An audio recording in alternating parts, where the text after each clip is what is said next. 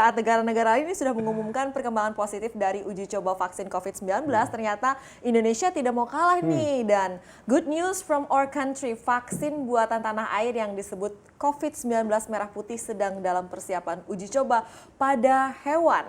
Dalam rapat bersama Komisi 9 DPR, Menteri Riset dan Teknologi Bambang Brojonegoro mengungkapkan penelitian vaksin COVID-19 meraih merah putih ini dipimpin oleh Lembaga Biologi Molekular Eijkman dengan setidaknya 3 kementerian terlibat dalam penelitian vaksin corona. Ya, betul sekali. Pemerintah sedang mempersiapkan pengujian terhadap hewan. Uji ini akan diawali dengan perbanyakan virus SARS-CoV-2 isolat Indonesia. Lembaga Eijkman sedang mencoba mentransfer vektor pembawa ke vektor ekspresi galur mamalia. Setelah beberapa tahap kemudian nantinya akan dilakukan pengujian vaksin terhadap mamalia. Ini menarik. Seperti apa nanti jadinya kira-kira, Ellen, kalau dikatakan berhasil? Ellen mau petnya mungkin untuk uji coba vaksin COVID-19 merah putih.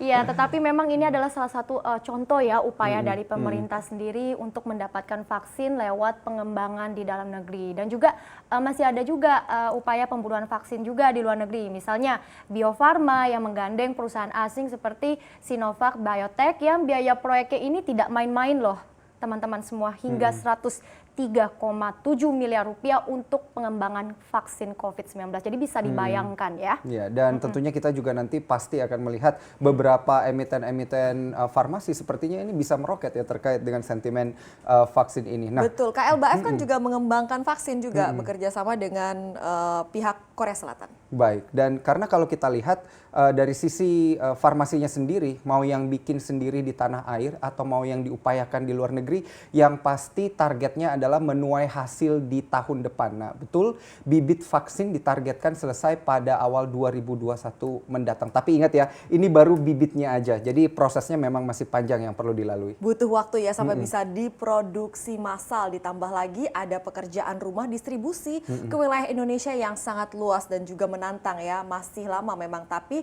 sambil menunggu itu kita harus sama-sama tetap menjaga dan juga mengendalikan penyebaran COVID-19.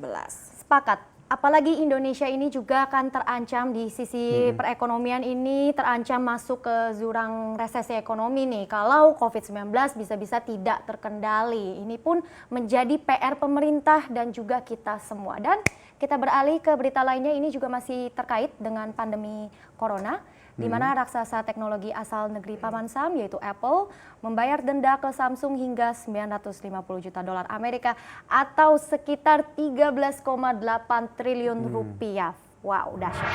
Bukan main, dan itu uang semua ya, Ellen? Ya, ini adalah angka perkiraan dari para analis di Display Supply Chain Consultants. Jadi denda bermula dari Apple yang memesan layar Organic Light Emitting Diode atau diode cahaya organik yang dikenal dengan OLED dengan jumlah lebih sedikit dari yang dijanjikan kepada Samsung. Rendahnya pembelian panel ini sebenarnya imbas dari penjualan iPhone yang menurun drastis di kala pandemi virus corona atau COVID-19.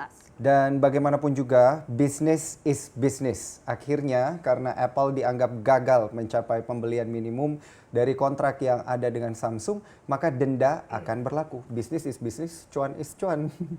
Kurang lebih seperti itu, dan cukup malang ya nasib Apple ini kalau kita lihat secara keseluruhan.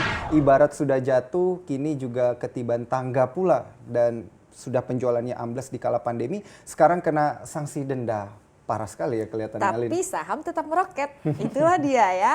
Jadi denda seperti ini sebenarnya bukan kali pertama nih. Persis kejadiannya tahun lalu, tepatnya pada kuartal kedua tahun 2019, Apple juga gagal mencapai target pemesanan layar OLED gara-gara penjualan seri iPhone 10 tidak sesuai target. Nah, menariknya saat itu Apple tidak membayar denda dalam bentuk tunai, tapi justru memberikan pesanan tambahan ke Samsung Display dengan nilai yang sama dengan yang didenda. Cerdas banget kan? Memang strateginya seperti itu. Tetapi kalau kita juga lihat nih di kasus yang dulu, maka tahun ini juga memang belum bisa dipastikan apakah Apple ini akan membayar denda secara tunai nih teman-teman semua. Karena kan kita juga tahu ya, siapa tahu memang apakah benar akan dipaksakan diri untuk memesan kembali panel OLED dari Apple dalam jumlah besar Mungkin iya, tapi ataupun mungkin tidak, karena kan di situasi pandemi ini keuangan kan bisa dibilang juga seret banget. Tapi ternyata itu bukan kabar buruk terakhir, karena masih ada kabar buruk lainnya ini. Karena selain dengan Samsung, ternyata Apple juga punya perjanjian serupa dengan banyak pemasok komponen lainnya. Jika Apple gagal mencapai pembelian minimum sesuai dengan kontrak, denda juga akan diberlakukan. Oh no, harapan saya sih mungkin biar laku ya, dijual murah aja nggak sih? Jadi kontraknya tetap bisa dipenuhi ya dengan para pemasok, dan konsumen juga pasti seneng kan selama ini yang belum pernah pakai Apple karena misalnya ngerasa overvalue banget gitu ya, overpriced, mungkin jadi mencicipi Apple gitu ya. Nah ini sekali lagi seperti ibarat jatuh tertimpa tangga ya, bisa keruntuhan plafon rumah juga bahaya ya. Betul sekali.